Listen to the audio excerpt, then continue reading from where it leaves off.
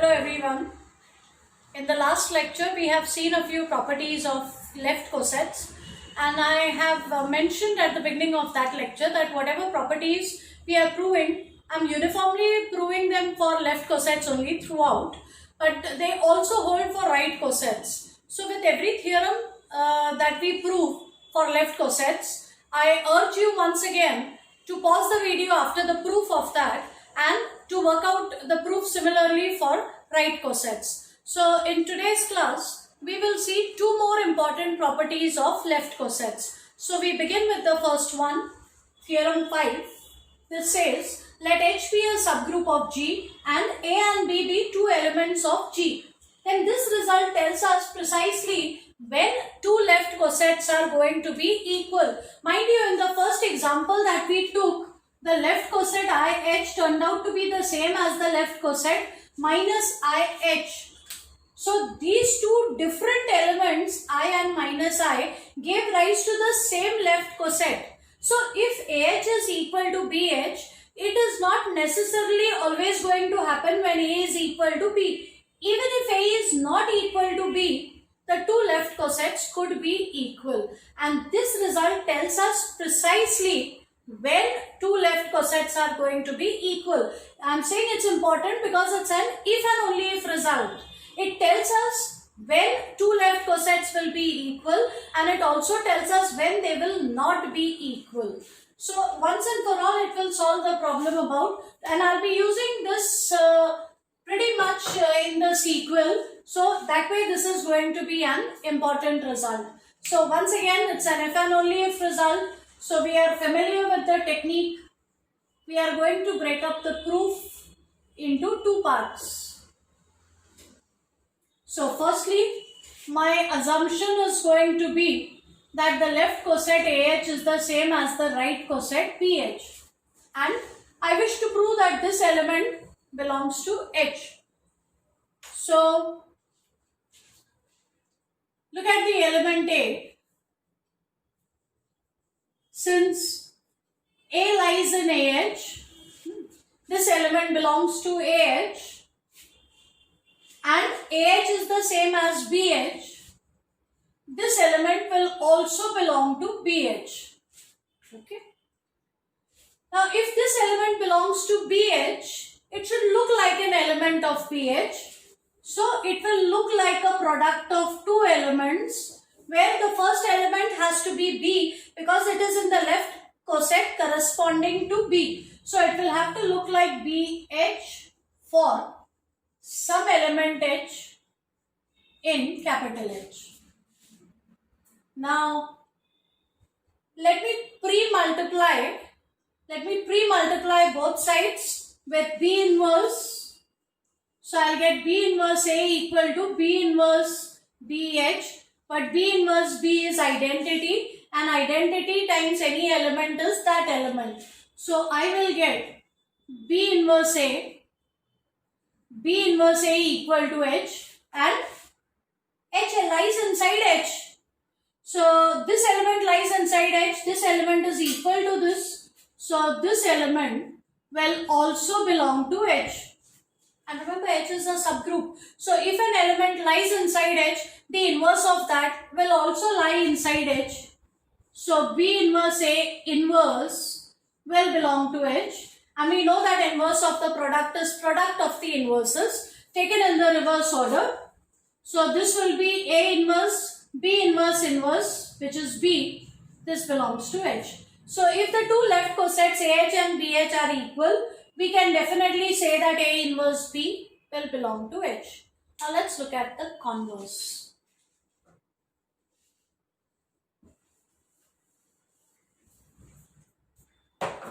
So part 2, let us assume that the element A inverse B lies inside H. So suppose the element A inverse B lies inside H, that will mean that inverse of this element is also inside H. And if I'm proving it this way because I wish to take a shortcut. So this will be inverse of the product equal to product of the inverses in the reverse order. So I'll get B inverse A lies inside H. And if B inverse A lies inside H, it better look like an element of H. So B inverse A will be equal to some element of the subgroup H. Now let's pre-multiply by B. If I pre-multiply by B, this B times B inverse will get rid of B for me, and I'll get A equal to B times H. So the element A now looks like B into H. It looks like a product of two elements, where the first element is B and the second element comes from the subgroup. So I can say that A belongs to the left coset BH. And now I make use of the earlier theorem. Just go back to the previous video and look at the theorems that I have proved. I have proved that if A lies in BH, of course this is, I'm just being lazy, I'm taking a shortcut. If you want, you can prove this result independently also. But since I've already proved it, let me just make use of it. If A lies inside BH, we have proved that the left coset AH is the same as the left coset BH. I think it was in theorem 4 in the last lecture. So this way, we have proved the result in both directions.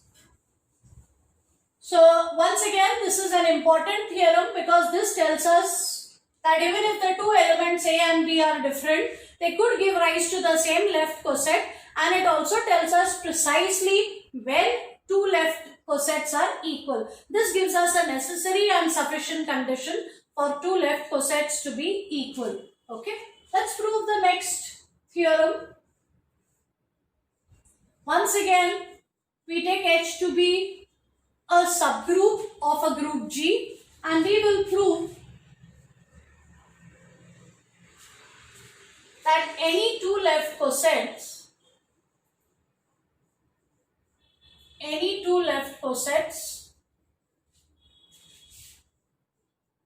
of H in G are either disjoint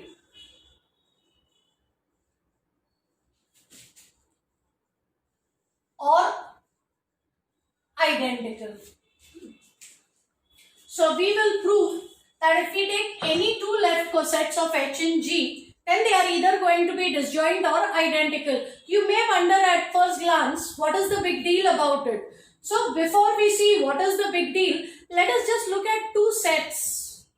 When we look at the intersection aspect of two sets, there are actually three possibilities. So one possibility is that when I look at intersection of two sets, the intersection is empty. That means the two sets don't have anything in common. That means they are disjoint. They have nothing in common. So this is one possible scenario. What is the other extreme? The other extreme is that the two sets are identical. They are one and the same. They have everything in common. So one extreme is they have nothing in common. One extreme is that they have everything in common. But where sets are concerned, remember there's also a third possibility, that there may be a partial intersection. Some of the elements, not all, some of the elements may be common to the two sets. So there may be a partial intersection like that between two sets. So when we look at two sets with regard to their intersection, there are actually three possibilities. They could be disjoint, they could be identical, or there could be a partial intersection this way. In this theorem, we are trying to prove that if we look at two left cosets, any two left cosets for that matter, either they will be disjoint, either the two left cosets will have nothing in common, or they will have everything in common, but this kind of a situation will never arise. So we want to prove that we cannot have just some elements in common between two left cosets. Either they will have nothing in common, or they are going to have everything in common. So let's prove it.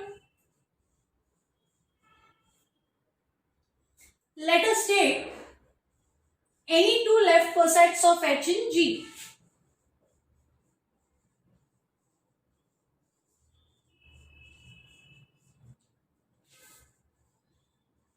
So let us take AH and BH to be any two left cosets of H in G. Basically, I'm going to make two cases. Either these two cosets will have nothing in common or they'll have something in common. So either their intersection is empty or it is non-empty. There cannot be a third option here. So if it so happens that their intersection is empty, we are done. So if these two left cosets have nothing in common, then AH and BH are disjoint.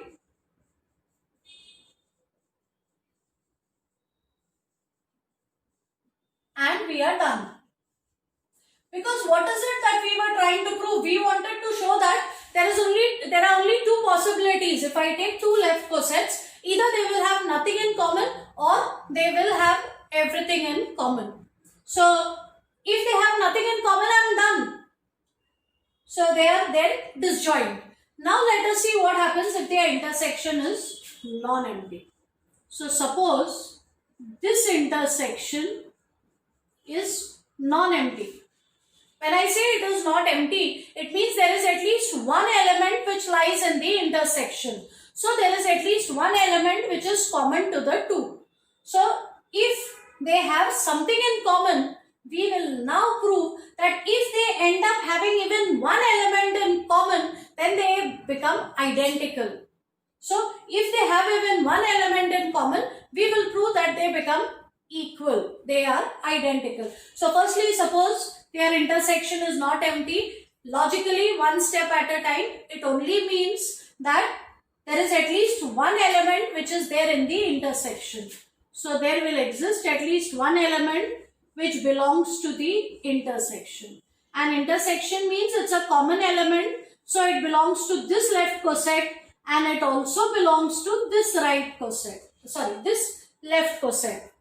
And now I ask you all to once again look at theorem 4 from the earlier lecture, from the earlier video. So you could just pause this video and go back to it and look at theorem 4. Make a note of theorem 4 and come back to this video. So here we have proved in theorem 4 that if an element belongs to left coset of some other element, then the left coset generated by this element, the left coset generated by this element has to be this left coset. So if an element belongs to the left coset of some other element, then their left cosets have to be equal. And similarly from here, I will get the left coset of X is the same as the left coset of B. But that means XH is equal to AH, it is also equal to BH. So once and for all, it will mean that AH is the same as BH. So if they have something in common, everything collapses and they end up having everything in common. So there is no in-between situation. You take any two left cosets, either they will have nothing in common or they will have everything in common. That means they will be identical. As I said, you can prove the same result for right cosets also. Do give it a try. In the next lecture, we will prove two more theorems. And then we will come to the main object of our study in this chapter, that is Lagrange's theorem. That's all for now. Thank you.